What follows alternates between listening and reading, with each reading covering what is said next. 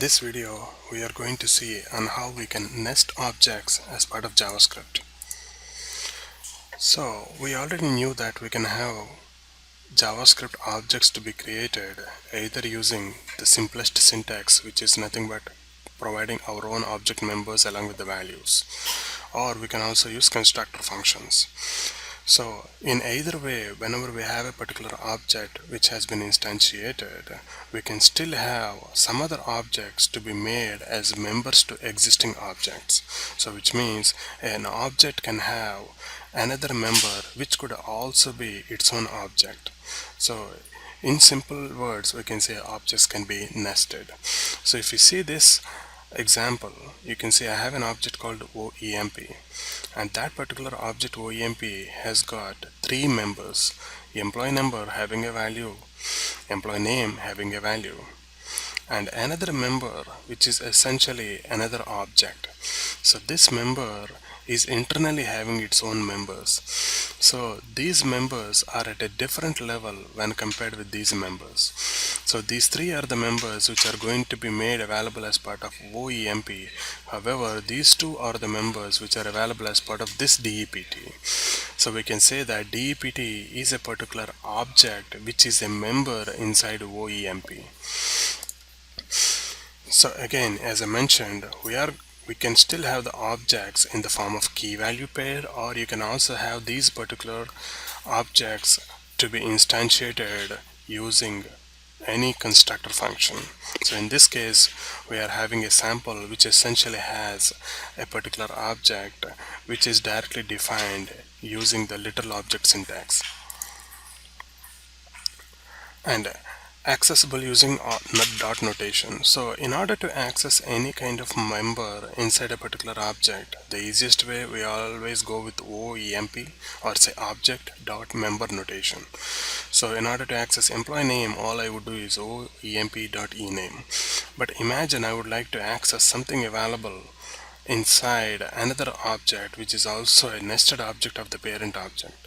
So if such is the case, we are going to still start with the parent, which is OEMP dot the member, which is nothing but DEPT, dot another member which is available inside the DEPT. So in that way, we can have object dot nested object dot member. This is the syntax, and these can be nested to any number of levels. So I can have third level or fourth level or fifth level, and to any number of levels. So whenever we would like to have any kind of object with the nested objects, the easiest way to access any kind of member is directly we start with the parent object, then the child object, and any number of child nested objects dot finally the member you would like to access.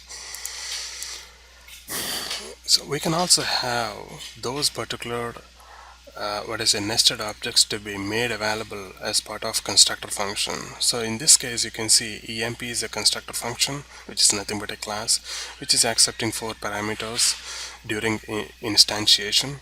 So whenever we provide all the 4 values, 2 values will be directly going to ename and sal, which are direct members of EMP. However, the rest of the 2 values, like the department number and dname, are going to be made available as part of a different member object or a nested object called DEPT. So DEPT is going to be the member of the instantiated object of type EMP, and inside that object EMP, we are going to have a property or a member called DEPT, and inside that I am going to have other members which are going to be the child members of that particular object DEPT. So let us have a quick demonstration using nested objects, and we are also going to see nested objects in constructor functions. So let me start my JetBrains. So let us start with a simple example. So I go and create a new file for our demonstration. So I call this one as 11. So in this case, I'm going to have a script tag which will essentially have a very simple direct object literal. In this case, I'm just having an object directly, no constructor function, nothing. It's direct object. So I'm going to have the members along with the values in the form of key value pairs.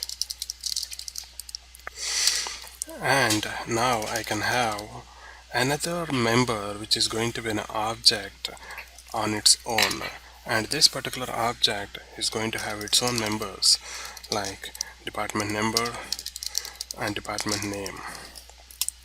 So I can provide members to a particular object where that particular object could itself be a member of another object. So which means this is the parent object and this is the child object. So which means this is going to be the nested object of OEMP.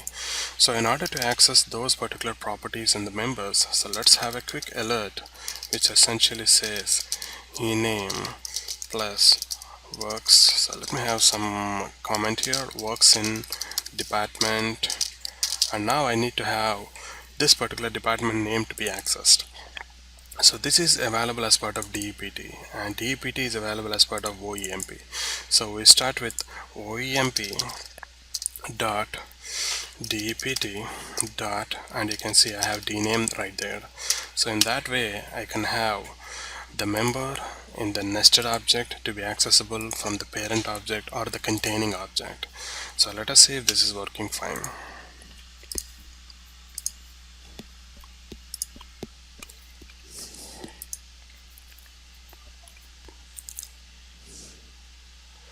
Okay, so looks like we have an error somewhere.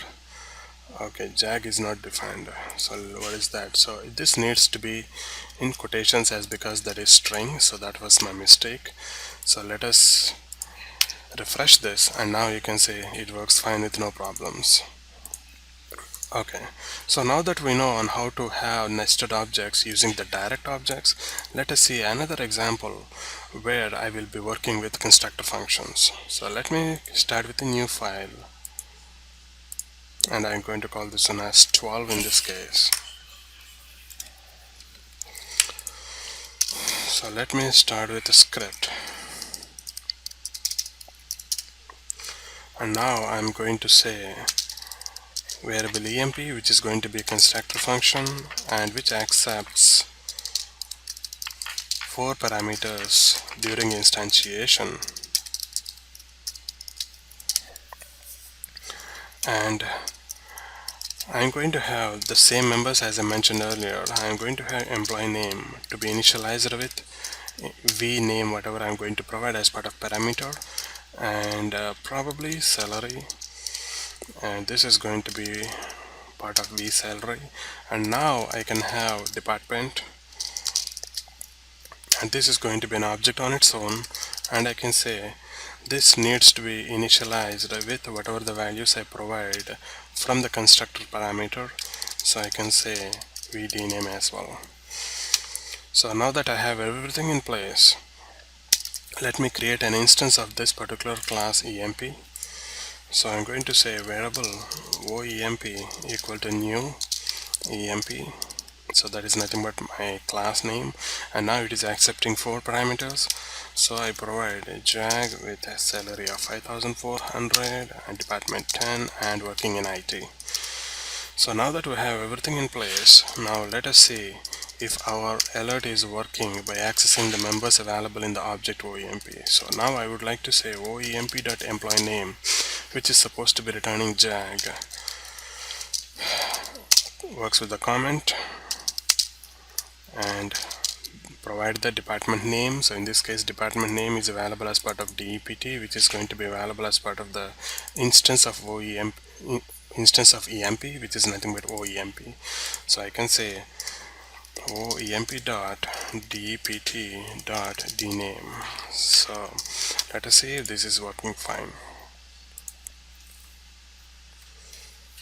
And now you can see I got that working. So in this case I actually have this particular object to be directly instantiated. For example, I can even have this object to be instantiated from another constructor function instead of directly using an object literal. So for that purpose, imagine I'm going to have a particular constructor function, something like this, and now this is going to accept 2 parameters, something like this. And now I can say this is going to be a class on its own, which is going to have 2 members, which they will be instantiated, initialized with whatever the values I'm going to send through parameters rename. So I have a typo here, let me copy and paste. So I have a constructor function as such. So now I can say, so instead of confusing ourselves, let us make this one a full-fledged member, so that department is the member. However, now I can say this is going to be instantiated based on the constructor function available here. So which means I am creating an instance of this dept and assigning that to the member called department. So now I can say new dept, and now I can say department number and department name. So which means what I'm saying is that whatever the values I'm going to send in here are going to be sent to this particular constructor function, and the same values are going to be sent here, which essentially creates an instance, and that instance is going to have these two members initialized with the respective variables here.